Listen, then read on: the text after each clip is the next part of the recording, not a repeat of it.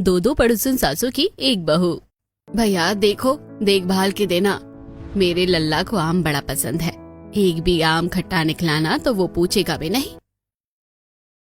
अरे बहन जी, आप फिक्र क्यों करती हो? ये देखो दशहरी आम है, एकदम शहद जैसा मीठा। एक काट के खिला दूं क्या? नहीं नहीं, काट कर मत दिखा, बस ये देख कि तब तो नहीं रहा कहीं से। मेरे आर्यन को थोड़ा सख्त और मीठा आम पसंद है। मैम साहब, इसकी खुशबू ही बता रही है कि माल एकदम नंबर 1 है। आप खुद सूंघ के देख लो। चिलचिलाती गर्मी में माया और विमला दोनों अपने बेटे के लिए आम खरीदने निकली हैं। तभी पीछे से पड़ोसन कमला, सुनीता और विनीता आती हैं। अरे ओ चंपा चमेली, इतनी गर्मी में तुम दोनों घर के बाहर, वो भी आम के ठेले पर। क्या हुआ, कुछ खास है क्या? हाँ विमला, माया, बड़ी छटाई चल रही है। क्या बात है, दोनों इतनी गर्मी में मार्केट में? अब तुम्हें गर्मी नहीं लग रही? हाँ बहन, बेटा आ रहा है, बस उसी की तैयारी कर रहे हैं। हाँ, मेरे बेटे को आम बड़े ही पसंद है, वही लेने आए थे। मैं तो मैंगो रबड़ी, मैंगो शेक और मैंगो मूज बना कर रखूंगी अपने बेटे के लिए। वाह वाह, बड़ी जोरों शोरों पर है तैयारी, लेकिन मानना पड़ेगा तुम दोनों को और तुम्हारी जोड़ी को, बिल्कुल फेविकॉल का जोड़ है भाई। अजब गजब लीला है दोनों की। हाँ भाई, गर्मी हो या सर्दी, दोनों मिल माट के मजा लेती हैं। हाँ बहन, अब क्या करे, 40 साल का साथ है, ऐसे थोड़ी ना छूट जाएगा। अरे हाँ बहन, हम कब कह रहे हैं छोड़ने की, हम तो बस बता रहे हैं। हाँ हाँ ठीक है, चलो विमला, मेरे बेटे के आने की तैयारी करनी है। और लाओ भाई, ये दशहरी तोल दो 2 किलो, और जल्दी कर, हमें घर जाकर और भी काम है। माया और विमला अपना थैला उठाती हैं और घर की ओर बढ़ जाती हैं। घर पहुंचकर दोनों अपने बेटे के आने की तैयारी करने लगती हैं। और शाम के समय घर के बाहर। अरे क्या हुआ विमला, अभी तक नहीं आया क्या? अभी थोड़ी देर पहले तो कहा था 10 मिनट में आ रहा है। हाँ हाँ, मुझसे भी 10 मिनट ही कहा था, जाने कहाँ फंस गया है। दोनों सहेलियां बाहर खड़ी होकर अपने बेटे का इंतजार कर रही थीं। तभी वो पड़ोसने फिर आती हैं। अरे चंपा चमेली, किसका इंतजार हो रहा है इतनी बेचैनी से? कोई आने वाला है क्या? हाँ, मेरा बेटा आ रहा है। अच्छा, हो गई पढ़ाई पूरी वैसे आर्यन की? आएगा तो सबसे पहले किसके घर जाएगा, माया तुम्हारे या विमला तुम्हारे? अरे हमेशा की तरह माया के पास, आखिर माँ है वो उसकी। हाँ बहन, सही कहा, लेकिन मुझे तो चिंता हो रही है। जब तक आर्यन की शादी नहीं हुई है तब तक तो ठीक है, लेकिन बाद में? क्या बाद में? मतलब क्या बाद में? तुम लोगों के पास अपने घर में कोई काम नहीं है क्या, जो यहाँ झांकती रहती हो? जाओ यहाँ से। अरे भैया, तुम तो भड़क गई। हम तो बस कह रहे थे कि 2 मयान में एक तलवार कैसे रहेगी। कितनी बेशरम हो ना तुम लोग, अब निकलो यहाँ से। माया और विमला चिल्लाकर पड़ोसन को गुस्से में वहां से भगा देती हैं। वो हंसते हुए चली जाती हैं। अरे कल मुहिया जलती है हमसे। माया तू फिक्र मत कर, 25 साल में अगर हमने बेटे में भेदभाव नहीं किया तो आगे भी नहीं करेंगे। देख देख, शायद गाड़ी आ गई, आ गया हमारा आर्यन। तभी घर के बाहर धूल उड़ाती हुई एक सफेद रंग की एसयूवी रुकती है। गाड़ी से आर्यन उतरते हुए चिल्लाता है, मम्मा, mom, I am back. Aryan दौड़कर आता है और पहले माया के गले लगता है, फिर विमला के पैर छूता है। दोनों माएं उसकी नजर उतार रही हैं। मेरा बच्चा कितना दुबला हो गया है तू, वहाँ कुछ खाता पीता नहीं था। देख, आज तेरी पसंद के कितने सारे आम लाई हूँ, और मैंने तेरे लिए तेरा फेवरेट मैंगो मूज और शेक फ्रिज में सेट होने के लिए रख दिया है। अब बस जल्दी से अंदर चल, बहुत गर्मी है बाहर। माँ, छोटी माँ रुकिए, मैं अकेला नहीं आया हूँ, आपके लिए एक बहुत बड़ा सरप्राइज लाया हूँ। सरप्राइज? क्या सरप्राइज? आर्यन वापस गाड़ी की तरफ जाता है और पीछे का दरवाजा खोलता है। अंदर से नव्या उतरती है। उसे देखते ही माया और विमला हैरान हो जाती हैं। ये नव्या है, मेरी बेस्ट फ्रेंड। कॉलेज के सबसे मुश्किल वक्त में इसने मेरा साथ दिया, और आज ये मेरे साथ यहाँ थोड़ा माइंड फ्रेश करने आई है। Best friend? नमस्ते आंटी। आर्यन हमेशा आप दोनों की बातें करता था, कहता था कि उसकी एक नहीं 2 माँ हैं। आज मिलकर यकीन हो गया कि वो कितना खुशनसीब है। तुम चलो बेटा, अंदर चलो, बाहर बहुत धूप है। आर्यन के साथ नव्या अपना छोटा बैग उठाकर माया के घर के अंदर कदम रखती है। नव्या, तुम थकी हुई हो, आओ, वहां गेस्ट रूम है, तुम जाकर फ्रेश हो जाओ, फिर कुछ खाते हैं। नव्या को गेस्ट रूम में भेजने के बाद माया और विमला सोफे पर आर्यन को दोनों तरफ से घेर कर बैठ जाती हैं। आर्यन बेटा, सच सच बता, ये नव्या तेरी बेस्ट फ्रेंड ही है ना, या बात दोस्ती से आगे बढ़ गई है? देख, हमसे कुछ मत छुपाना, हम तेरी माएँ हैं। अरे मम्मी, यार आप भी ना, आते ही शुरू हो गई। नव्या मेरी सिर्फ बहुत अच्छी दोस्त है। कॉलेज में जब मेरे एग्जाम्स के टफ डेज चल रहे थे तब उसने मेरा बहुत सपोर्ट किया था, और जब वो परेशान थी तो मैंने उसका साथ दिया। बस ऐसे ही हम पक्के वाले बेस्ट फ्रेंड बन गए। बेटा ये सपोर्ट और साथ ही तो आगे जाकर कुछ और बनता है। बेटा दोस्ती ही तो प्यार की पहली सीढ़ी होती है। बेटा हमें तो लड़की बहुत पसंद आई है। अरे आप लोग तो अभी से ही, वो सिर्फ दोस्त है और वो अभी शादी वादी के बारे में कुछ नहीं सोच रही। वो क्या सोच रही है वो हमें पता है। लड़की अपनी फिक्र अपनी आंखों में छुपा कर रखती है। हाँ बेटा, और देख संस्कारी भी कितनी है, आते ही पैर छुए उसने। माया और विमला आर्यन घेर कर बैठी ही थी, तभी दरवाजे से अविनाश और रमेश आते हैं। अरे हमारा शेर आ गया। विमला भाभी, माया, तुम दोनों ने तो बेचारों को सोफे पर ही जकड़ लिया है, कम से कम उसे सांस तो लेने दो। सही कहा अविनाश भाई। आर्यन बेटा, इन दोनों की ममता की क्लास तो पूरी उम्र चलती रहेगी। तू पहले जाकर हाथ मुंह धो ले, फ्रेश हो जा, फिर आराम से बैठकर बातें करेंगे। जा बेटा तू फ्रेश हो जा, तब तक हम टेबल लगाते हैं।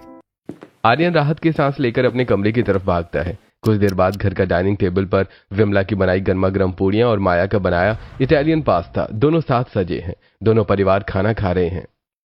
ये देख, तेरी पसंदीदा आम की लौंजी बनाई है, खाकर बता कैसी है। विमला इतनी गर्मी में तू इसे पूड़ियां ठूस रही है। बेटा ये देख, मैंने तेरे लिए स्पेशल पास्ता बनाया है, एकदम लाइट। ये खा, तुझे बहुत पसंद आएगा। अरे अरे, आप दोनों तो मुझे आज ही 1 महीने का खाना खिला दोगे क्या? नव्या तुम भी लो ना, ये आम की लौंजी बहुत टेस्टी है। हे भगवान, यहाँ तो प्यार का कंपटीशन चल रहा है। बेचारा आर्यन खाए तो खाए क्या। आर्यन बेटा चुपचाप दोनों का दिया हुआ खा ले। वरना आज रात ये दोनों तुझे सोने नहीं देंगे। सही कह रहे हो अविनाश। बेटा नव्या, आप शर्माओ मत, पेट भर कर खाओ। नहीं अंकल, ऐसी बात नहीं है। आंटी लोगों ने इतना कुछ बना दिया है कि मुझे समझ नहीं आ रहा कि कहाँ से शुरू करूं। मामा दोनों ही बेस्ट हैं। आप लोग बस अब खिलाना बंद करो और खुद भी खाओ। विमला और माया आर्यन को भरपेट खाना खिलाती हैं। उसके बाद आर्यन अपना हाथ ऊपर कर देता है। स्टॉप स्टॉप स्टॉप, बस अब मैं और नहीं खा सकता। आप दोनों ने मेरा 2 kg वजन बढ़ा दिया है आज ही। सही कह रहा है बेटा। अगर ये दोनों खिलाने पर आ जाए तो इंसान का वजन एक ही रात में 5 किलो बढ़ जाए। चलो। खाना खाने के बाद सभी गार्डन में बैठने का सोचते हैं। गार्डन में फर्श पर एक बड़ी चटाई बिछी है। नव्या बहुत फुर्ती से विमला और माया की मदद कर रही है। आंटी आप बस आराम से बैठिए, ये लीजिए ड्रिंक्स और ये पंखा, मैं अभी अंदर से बाकी सामान भी ले आती हूँ। देख रही है माया, कितनी सुलझी हुई बच्ची है, हमें तो उठने का मौका ही नहीं दे रही, बिल्कुल घर की बहू की तरह हाथ बटा रही है। सच में विमला, मुझे तो यकीन नहीं हो रहा कि आज के जमाने की लड़की इतनी शालीन हो सकती है। नव्या वापस आकर उनके पास बैठ जाती है। सच में, वरना आज के बच्चे तो बस फोन में घुसे रहते हैं। नव्या तू भी बैठ जा, बहुत काम कर लिया तूने। सब चटाई पर बैठे होते हैं। नव्या कभी विमला के घर को देखती है तो कभी माया के घर को। वैसे आंटी एक बात पूछूं, बुरा तो नहीं मानोगी? ये 2-2 घर, 2-2 मम्मी, 2-2 पापा, मतलब आर्यन तूने कॉलेज में बताया तो था, पर मुझे लगा तो मजाक कर रहा है, पर यहाँ तो सच में सब कुछ डबल है। अरे बेटा, इसमें बुरा मानने वाली क्या बात है? ये घर 2 जरूर है, लेकिन दिल और खुशियाँ एक ही है। पर आंटी ये तालमेल कैसे? मतलब मेरे मम्मी पापा तो पड़ोसियों से पानी की मोटर चलाने पर भी लड़ जाते हैं, और आप लोग तो ऐसे रहते हैं जैसे एक ही परिवार हो। आर्यन तुझे कभी कंफ्यूजन नहीं होता? अरे आदत हो गई है नव्या। अगर मम्मा मना करती हैं तो मैं मॉम के पास चला जाता हूँ, और अगर दोनों मना करते हैं तो समझो वो काम होगा ही नहीं। और अगर दोनों हाँ कर दे तो समझो आर्यन की चांदी ही चांदी है। रमेश भाई, याद है जब इसने पहली बाइक मांगी थी, हम दोनों सोच रहे थे और इन दोनों ने एक चेक काट के रख दिया था। बिल्कुल याद है। नव्या बेटा, इस घर में रिश्ते खून से नहीं, इस दिल से जुड़े हैं। यहाँ सब कुछ मिल बांट के होता है। ओ तेरी, ये तो बहुत बढ़िया चीज है यार। कितनी क्लासी लाइफ है इसकी। एक माँ गुस्सा करे तो दूसरी प्यार करने के लिए बैठी है। मेरे घर में तो मम्मी पापा मेरी बात ही नहीं सुनते, हमेशा अपनी चलाते हैं। रात के समय सभी थक कर सोने चले जाते हैं। अगली सुबह नाश्ता हो चुका है। अविनाश और रमेश अपने ट्रैक सूट में तैयार हैं। विमला, माया, आर्यन और नव्या सोफे पर आराम से बैठे हैं। चलो भाई रमेश, थोड़ा पसीना बहा कर आते हैं, वरना इन दोनों के हाथ का घी हमें चलने लायक नहीं छोड़ेगा। अरे अरे बिल्कुल, आर्यन बेटा तू आराम कर, हम जरा जॉगिंग करके आते हैं। दोनों पिता बाहर चले जाते हैं। आर्यन भी अपना फोन लेकर बालकनी की तरफ टहलने निकल जाता है। अब विमला जी घर के सोफे पर सिर्फ विमला, माया और नव्या बची हैं। बेटा नव्या, एक बात पूछे, बुरा तो नहीं मानेगी? जी आंटी बताइए। बेटा हम बस ये जानना चाहते हैं कि तुम आर्यन के बारे में क्या सोचती हो। आंटी, आर्यन बहुत ही कमाल का इंसान है। शायद आपको पता नहीं, कॉलेज के दौर में मैं बहुत ज्यादा डिप्रेशन में थी। चीजें इतनी खराब थी कि मैं शायद खुद को खत्म करने वाली थी। उस वक्त आर्यन ने मेरा हाथ थाम लिया। उसने मुझे कभी अकेला नहीं छोड़ा। बेटा जो हाथ उसने मुश्किल वक्त में थामा था, क्या तुम चाहती हो कि वो ये हाथ उम्र भर के लिए थाम ले? हम चाहते हैं कि तुम इस घर की बहू बनो। पर आंटी ये कैसे? मतलब मैंने कभी इस नजरिए से सोच कर देखो बेटा, तुम्हें एक नहीं दो सांसें मिलेंगी। हम दोनों तुम्हें अपनी बेटी की तरह रखेंगी। यार ये दोनों अपने बेटे को इतना पागलों की तरह प्यार करती है, तो मुझे कितना प्यार देंगी। दो मम्मियाँ, दो पापा, लाइफ तो सेट हो जाएगी। बताओ बेटा क्या सोच रही हो? आंटी आर्यन बहुत अच्छा है, पर पता नहीं वो मानेगा या नहीं। अरे वो तो बुद्धू है, उसे तो अपनी ही फीलिंग्स का पता नहीं है, पर हमें पता है। हमने उसे पाल पोस कर बड़ा किया है। उसके दिल में तुम्हारे लिए क्या जगह है। तुम हमारे घर में बहुत खुश रहोगी बेटा, बस तुम हाँ कर दो। आर्यन जैसा लाइफ पार्टनर और ऐसी फैमिली, इससे बेहतर शायद मेरी लाइफ में कुछ नहीं होगा। अरे बेटा बताना क्या फैसला है तेरा? आंटी अगर आप लोगों को लगता है कि मैं इस घर के लिए सही हूँ और अगर आर्यन को मंजूर है तो मैं तैयार हूँ, कोई एतराज नहीं है मुझे। ये हुई ना बात। विमला और माया ने खुशी के मारे नव्या को गले लगा लिया। तभी आर्यन पसीने में तरबतर जॉगिंग से वापस आता है और तौलिए से गर्दन पहुंच रहा है। तभी विमला और माया उसकी तरफ दौड़ती हैं। पीछे पीछे अविनाश और रमेश भी मुस्कुराते हुए आ रहे हैं। आर्यन, ओए लल्ला, खुशखबरी है, नव्या ने हाँ कर दी। हाँ बेटा देख, हमने कहा था ना नव्या हाँ कह देगी। नव्या ने हरी झंडी दिखा दी है। अब बता तू तैयार है ना? सच में मामा, मम सच कहूँ तो मैं कब से अपने दिल की बात कहना चाहता था, पर मुझे डर लगता था कि कहीं नव्या मना न कर दे। मुझे लगा वो अभी शादी के मूड में नहीं है। पागल, तुझे इजहार करना आता ही नहीं है। जा वो बालकनी में खड़ी है, बात कर उससे। नव्या बालकनी की रेलिंग पकड़कर खड़ी होती है। आर्यन धीरे से उसके पीछे जाकर खड़ा होता है। नव्या, तुमने मामा और मॉम को हाँ कह दिया ना? मुझे यकीन नहीं हो रहा है। मुझे तो लग रहा था कि तुम अभी शादी के लिए तैयार नहीं हो। तुमने कहा था ना कि तुम अब किसी पर जल्दी भरोसा नहीं कर सकती। आर्यन, इंसान पर भरोसा नहीं होता, उसके साथ पर होता है। जब मैं खुद को पसंद नहीं करती थी तब तुमने मुझे खुद से प्यार करना सिखाया। मेरा हाथ तब थामा जब मैं डूब रही थी। मैंने कभी कहा नहीं, पर मैं तुम्हें बहुत पहले से ही पसंद करने लगी हूँ। नव्या और तुम्हारी दोनों मम्मियाँ, भाई गॉड, उनका प्यार और तालमेल देखकर तो मुझे लगता है कि मैं इस घर से ज्यादा सेफ और खुश इस दुनिया में कहीं और नहीं रह सकती। जानते हो नव्या, इस घर की सबसे बड़ी सच्चाई क्या है? माया मॉम और मेरी सगी माँ नहीं है। उन्होंने मुझे मम्मी के साथ मिलकर पाला है। तेरी, ये तो होता है बड़ा दिल। सगी माँ ना होकर भी इतना प्यार, मतलब मुझे भी इतना ही प्यार मिलने वाला है। आर्यन, तुम्हारी दोनों मम्मा का दिल वाकई बहुत बड़ा है। ऐसी सासें किस्मत वालों को मिलती है। आर्यन खुश होकर नव्या को गले लगा लेता है। तभी अरे अरे, अब हटो भी, तुम्हारे अंदर से पसीने की बदबू आ रही है। जाओ जाकर नहाओ पहले, पागल कहीं के। नव्या की बात सुनकर आर्यन हंसने लगता है और फिर विमला और माया दोनों को एक साथ अपने गले लगा लेता है। दोनों की शादी की डेट फाइनल हो जाती है और कुछ दिन बाद माया के घर में सोफे पर विमला, माया, अविनाश और रमेश बैठे हैं। सामने शादी के कार्ड्स के सैंपल और लंबी लिस्ट खुली पड़ी है। नव्या और आर्यन पास ही खड़े हैं। देखो भाई, शादी बिल्कुल रीति रिवाजों से होगी। विनायक जी की स्थापना मेरे घर में होगी और हल्दी का फंक्शन भी वहीं होगा। आंगन वहाँ बड़ा है हमारा। संगीत और कॉकटेल नाइट मेरे यहाँ होगी। मैंने डेकोरेटर से बात कर ली है, पूरी बालकनी को फेयरी लाइट से सजवाऊंगी। नव्या को भी मॉडर्न चीजें पसंद है। क्यों नव्या? आंटी, मुझे तो दोनों घर पसंद है, जहाँ आप लोग कहें। अरे लो भाई, शादियां तो बाद में होंगी, पहले इन दोनों की बॉर्डर वाली पंचायत खत्म हो जाए। रमेश भाई, बजट डायरी संभाल लो, यहाँ खर्चा डबल होने वाला है। बजट तो ठीक है, बस ये देख लेना कि पंडित जी एक ही बुलाने हैं या दो, क्योंकि यहाँ तो हर चीज के दो दो दावेदार हैं। सभी लोग हंसते हैं। उसके बाद देखो, अब शादी के फंक्शन की तैयारी तो हो ही जाएगी, लेकिन खरीदारी तो करनी पड़ेगी ना। तो चलो हम अपनी बहू को शॉपिंग करा लाते हैं। अरे मुझे शॉपिंग कौन कराएगा? अरे भाई, अभी तुम्हारे दो बाप जिंदा हैं, हम कराएंगे तुम्हें शॉपिंग। चलो भाई, तैयार हो जाओ। सभी लोग तैयार होकर गाड़ियों में बैठकर घर से निकलते हैं और मॉल के एक बड़े लहंगे वाले शोरूम में सब खड़े हैं। विमला एक तरफ भारी लाल बनारसी लहंगा पकड़े है और माया दूसरी तरफ पेस्टल पिंक डिजाइनर गाउन दिखा रही है। ये देखो नव्या, असली पारंपरिक बहू तो लाल जोड़े में ही अच्छी लगती है, खानदानी लगता है एकदम। अरे विमला, क्या पुरानी बातें लेकर बैठ गई। नव्या की हाइट और रंग पर ये पेस्टल पिंक गाउन खिलेगा, एकदम बॉलीवुड स्टाइल।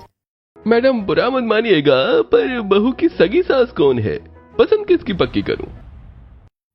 हम दोनों ही सगी हैं और पसंद वो होगी जो नव्या को पसंद आएगी।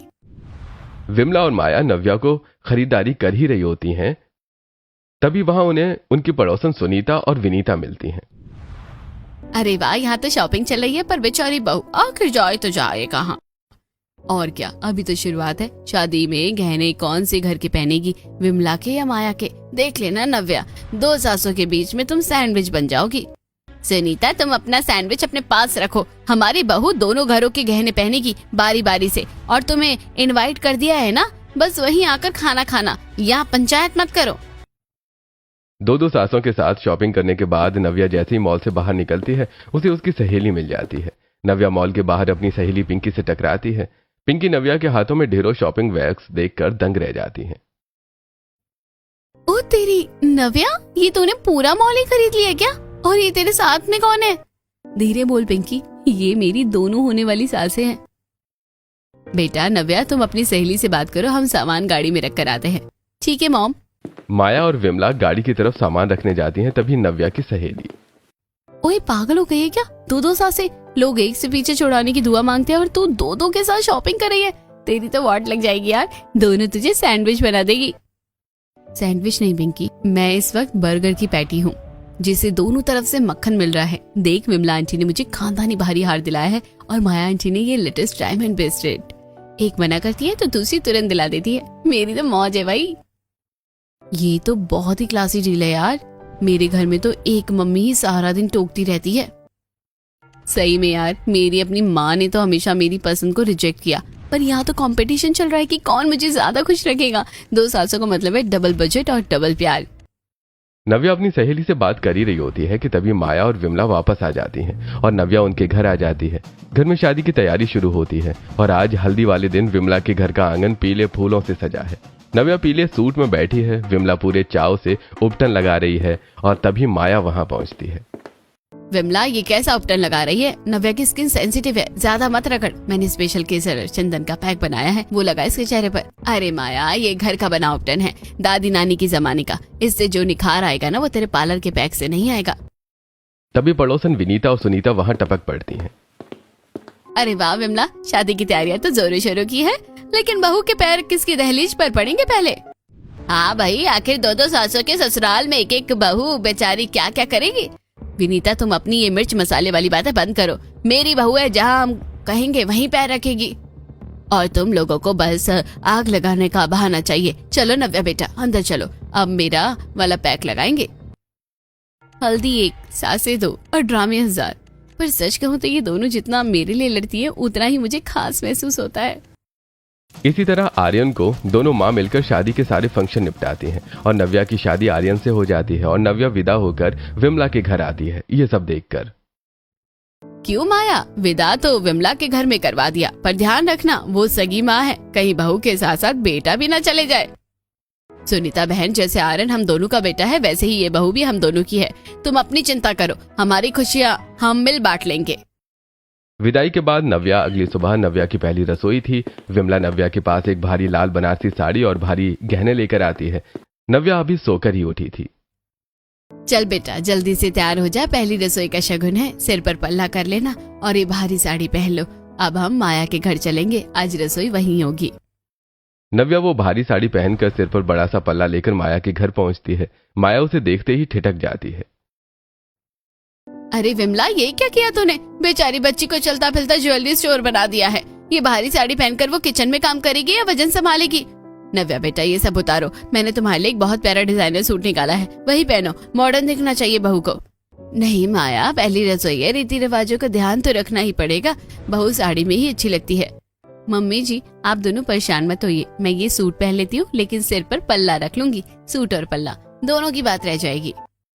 दोनों सास खुश हो जाती हैं। वहीं नव्या सूट पहन कर आती है और किचन में खड़ी है। माया और विमला दोनों उसके अगल बगल खड़ी हैं। देख बेटा, पहली रसोई में हमेशा शुद्ध घी का हलवा और पूरी बनती है। खूब सारा मेवा डालना, एकदम शाही लगना चाहिए। ओहो विमला, इतना मीठा और घी आजकल कौन खाता है? सबको कैलोरीज की चिंता है। नव्या एक काम कर, शुगर फ्री डार्क चॉकलेट मूज बना ले या एप्पल पाई। कोई मूज वूज नहीं चलेगा, शुभ काम में हलवा पूरी ही बनती है। आप दोनों चिंता मत कीजिए, मैं दोनों बना देती हूँ। नव्या ने टेबल पर हलवा पूड़ी और चॉकलेट मूस दोनों सजा दिए हैं। अविनाश और रमेश और आर्यन खाने के लिए बैठे हैं। अरे वाह, बहू के हाथ में तो जादू है। रमेश भाई ऐसी पूड़ियां तो सालों बाद खाई है। और ये चॉकलेट वाला ये क्या है?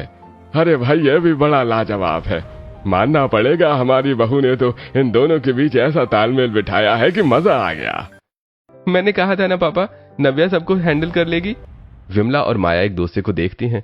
विमला नव्या की नजर उतारती है और माया उसकी बलाएं लेती है। मेरी बहू वाकई हीरा है, दोनों का मान रख लिया इसने। सच में हमारी जोड़ी को अब एक परफेक्ट तीसरा कोना मिल गया है। देख नव्या, सियानी तो तू ही है। दो सासों का मतलब है डबल तारीफ और डबल आशीर्वाद। बस ऐसे ही बैलेंस बनाकर रख। तेरी लाइफ तो सच में सुपर क्लासी है। पहली रसोई के बाद नव्या विमला के घर में अपने कमरे में आराम कर रही है। तभी विमला हाथ में एक भारी मखमली डिब्बा लेकर अंदर आती है। ये ले बहू, ये हमारे खानदानी भारी भरकम गहने हैं। शाम को तैयार हो जाना, हम दोनों मंदिर चलेंगे। अभी नव्या कुछ बोलती उससे पहले ही पीछे से माया हाथ में एक स्टाइलिश शॉपिंग बैग लेकर आ जाती है। अरे ओ विमला, शाम को मंदिर नहीं, मेरे क्लब में फ्रेंड की एनिवर्सरी पार्टी है। नव्या वहाँ ये ब्लैक गाउन पहनकर जाएगी। मैंने सबको बोल दिया है कि मेरा बेटा बहू आ रहे हैं। नव्या तुम तैयार रहना। पर एक साथ दो जगह कैसे? नव्या शीशे के सामने खड़ी होकर खुद को इमेजिन करने लगती है। ओह माय गॉड, नहीं, मैं ऐसी कॉकटेल नहीं बन सकती। ये तो खिचड़ी बन जाएगी। मम्मी, मॉम, पहले मैं आपके साथ मंदिर चलती हूँ, फिर चेंज करके हम क्लब चलेंगे। डन? हाँ, मुझे कोई दिक्कत नहीं। इसके बाद नव्या पहले अपनी सास विमला जी के साथ मंदिर जाती है और भगवान का आशीर्वाद लेती है। उसके बाद रात को गाउन पहनकर माया जी के साथ क्लब जाती है और इसी तरह वो अपनी दो सासों को खुश रख रही थी।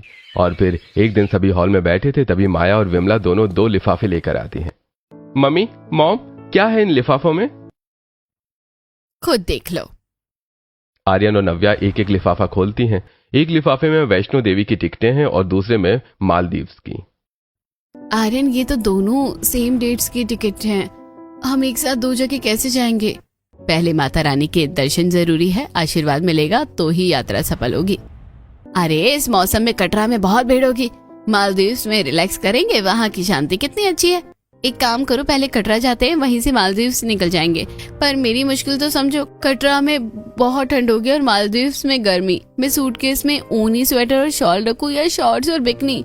मुझे तो कुछ समझ ही नहीं आ रहा। आखिर में आर्यन फ्लाइट की टिकटें एक्सटेंड कराता है और आर्यन और नव्या पहले कटरा जाकर माता रानी के दर्शन करते हैं और फिर मालदीव्स के लिए निकलते हैं। वैष्णो देवी में नव्या ने सिर पर पल्ला किया है और वहीं मालदीव में वो नीला समंदर के बीच स्टाइलिश शॉर्ट्स और हैट पहनकर बैठी होती है। 15 दिन घूमने के बाद नव्या और आर्यन घर वापस आते हैं। दोनों माएं दरवाजे पर खड़ी इंतजार कर रही हैं। आ गए मेरे बच्चे। देख माया, माता रानी का प्रसाद और चुन्नी लेकर आई है। और देखो विमला, कितनी अच्छी फोटो खिंचवाई है मालदीव्स में। मेरी बहू कितनी चिक लग रही है। वैष्णो देवी की चढ़ाई और मालदीव्स की मस्ती, पैरों में दर्द हो गया मेरे तो। हनीमून से आने के बाद कुछ दिन गुजरते हैं। नव्या अपनी दो सासों के ससुराल में बैलेंस बनाने की कोशिश कर रही होती है। तभी एक दिन विमला चुपचाप सब्जी काट रही है। तभी सुनीता और विनीता वहां आ धमकती हैं। क्यों विमला, सुना है कल तेरी बहू माया के साथ क्लब गई थी? बड़ी मॉडर्न दिख रही थी फोटो में तो। हमें तो लगा था कि विमला की बहू तो कम से कम साड़ी में तो रहेगी। अरे बहन, बेटा भी तेरा, बहू भी तेरी, पर मजे तो माया लूट रही है। कल ही मेरी बहू से नव्या कह रही थी कि माया माँ की चॉइस कितनी क्लासी है। देख लेना विमला, धीरे धीरे तेरा बेटा और तेरी बहू दोनों माया की तरफ खिसक जाएंगे। विमला के हाथ से चाकू रुक जाता है। उनके दिल में एक अजीब सी टीस उठती है। क्या वाकई नव्या को माया ज्यादा पसंद आने लगी है? तभी नव्या अपने कमरे से बाहर आती है। उसने एक सिंपल सा सूट पहना है और फोन पर माया से हंस हंस कर बात कर रही है। हाँ माया मम्मा, वो वाला गाउन सच में बहुत सुंदर है। हम संडे को पक्का चलेंगे शॉपिंग पर। संडे को कहीं नहीं जाना। संडे को हमारे घर की कुल देवी पूजा है और तुझे घर पर रहकर सफाई और प्रसाद में मदद करनी है। पर बड़ी माँ, माया मम्मा ने पहले ही प्रोग्राम बना लिया था, तो क्या अब हर बात माया से पूछकर होगी? क्या इस घर के रीति रिवाज अब क्लब और शॉपिंग के आगे कुछ भी नहीं? विदा मैंने करवाया है, हक पहले मेरा है। जाओ जाकर साड़ी बदलो, ये सूट पहनकर सारा दिन यहाँ वहाँ घूमना बंद करो। माया वहीं दरवाजे पर खड़ी सब सुन लेती है। उसका पारा चढ़ जाता है। विमला, ये क्या तरीका है बात करने का? नव्या कोई बच्ची नहीं है जिसे तू जब चाहे डांट दे। और संडे का प्लान मैंने बनाया था, तू तो मुझसे बात करती। बहू पर अपना गुस्सा क्यों निकाल रही है? क्यों ना निकालू, तू तो इसे बिगाड़ने में लगी है। मॉडर्न बनाने के चक्कर में तू इसे मेरे संस्कारों से दूर लेकर जा रही है। आर्यन मेरा बेटा है और नव्या मेरी बहू है। विमला, ये तू बोल रही है? 25 साल की दोस्ती और ममता को तू एक पल में भूल गई? नव्या अपने कमरे के कोने में खड़ी होकर दोनों को लड़ते देख रही है। उसका चेहरा उतर गया है। ओ तेरी, ये तो वर्ल्ड वॉर 3 शुरू हो गया। माँ इतनी पॉजिटिव क्यों हो रही है? आप दोनों शांत हो जाइए प्लीज। मैं संडे को घर पर ही रहूंगी। देखा, इसे कहते हैं संस्कार। तू जा माया, अपना संडे बना। माया बिना कुछ बोले अपनी आंखों में आंसू लेकर वहां से चली जाती है। और अब विमला ने नव्या पर पाबंदियां लगा दी हैं। वो आर्यन और नव्या को न माया से बातें करने देती है और न उनके घर जाने देती है। दोनों पिता ये देखकर परेशान होते हैं। अरे भाई रमेश, दोनों के दिलों में उतनी दूरियां कैसे आ गई? अरे भाई पता नहीं अब इनकी दूरियां कैसे खत्म होंगी। मेरे पास एक प्लान है, बस दोनों को एक साथ लाना है। आर्यन और नव्या मिलकर एक डिनर प्लान करते हैं, जहां डाइनिंग टेबल पर विमला ने कढ़ी चावल रखे हैं और माया ने कीटो डाइट सैलेड। दोनों नव्या को अपनी अपनी डिश खिलाने के लिए जोर दे रही हैं। बेटा, ये गर्मा गर्म कढ़ी खा, शरीर में ताकत आएगी। नहीं नव्या, ये सैलेड खाओ, स्किन ग्लो करेगी। नव्या बिना कुछ बोले कढ़ी के ऊपर सारा सैलेड डाल देती है और पागलों की तरह उसे ठूसने लगती है। अचानक वो जोर जोर से रोने लगती है और चम्मच पटक देती है। अरे क्या हुआ बेटा, रो क्यों रही हो? मेरी हालत खराब हो गई है आप दोनों के बीच में। मेरी जिंदगी की वॉट लग गई है। एक कहती है मिस वर्ल्ड बनो, दूसरी कहती है मदर इंडिया बनो। एक कहती है सादा खाना खाओ, दूसरी कहती है कीटो डाइट लो। मैं इंसान हूँ या कोई मशीन? मैं पिस गई हूँ आप दोनों की इस लड़ाई में। मैं घर छोड़कर जा रही हूँ। नव्या अपने कमरे में जाती है और अपना सारा सामान पैक करने लगती है और अपने सूटकेस उठाकर घर से बाहर जा ही रही होती है। तभी विमला जी और माया जी उसके पैर पकड़ लेती हैं। बेटा, हमें माफ कर दो। हम तो तुम्हें प्यार करना चाह रही थी, लेकिन अगर तुम्हें 2-2 सासों के ससुराल की एक बहू बनने में इतनी परेशानी है तो मैं हमेशा के लिए शहर छोड़कर चली जाऊंगी। वैसे भी मेरी सहेली विमला नहीं चाहती कि तुम मुझसे घुलना मिलना रखो। अरे ये सब तुझे किसने कहा माया? मैं तो बस थोड़ा सा पॉजिटिव हो गई थी। मुझे माफ कर दे। और नव्या बेटा, तुम भी मुझे माफ कर दो। अपनी बहस के चक्कर में हमने तुम्हें इतना परेशान कर दिया। नहीं, मैं इस घर में नहीं रहूंगी। आप दोनों इसी तरह आपस में बहस करती रहोगी और मैं आप दोनों के बीच में सैंडविच बनकर पिसती रहूंगी। मैं जा रही हूँ घर छोड़कर। नव्या जबरदस्ती घर से बाहर जा ही रही होती है कि तभी आर्यन आगे आता है और नव्या का हाथ थाम लेता है। नव्या, तुम जिन्हें लड़ते देख रही हो वो सिर्फ सहेलियां नहीं हैं। मम्मी आज इसे सच बता ही देते हैं। विमला, याद है बिल्कुल ऐसी ही गर्मी की रात थी जब हम अपने आने वाले बच्चों के सपने देखते थे। हम सोचते थे कि हमारी डिलीवरी साथ में होगी, हमारे बच्चे एक साथ इस घर पर खेलेंगे कूदेंगे। हाँ माया, पर हमारा वो सपना तो तभी टूट गया जब डॉक्टर ने कहा कि तेरा बच्चा नहीं रहा और तू कभी माँ नहीं बन पाएगी। और ये सब हुआ था सिर्फ मेरे बच्चे को बचाने के लिए। तूने मेरी कोख बचाने के लिए अपनी कोख की कुर्बानी दे दी।